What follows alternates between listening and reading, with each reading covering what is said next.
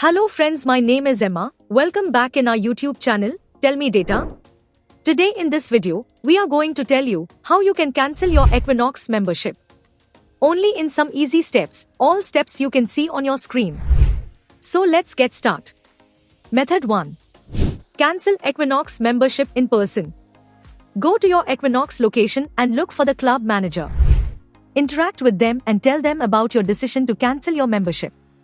They will surely guide you through the steps you must follow to cancel your membership. Do remember to provide the 30 days notice or you will be billed for the next session. And you are done. Method 2. Cancel Equinox membership by phone.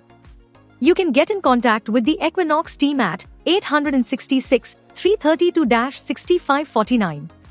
Talk to the representative and inform them about your decision to cancel your Equinox membership. They might ask you for the reason behind cancelling your membership, so answer them and provide the required details. They will guide how and they will cancel your membership. But before ending call, please ask for cancel confirmation proof. And you are done. Only by using this method, you can cancel your Equinox membership.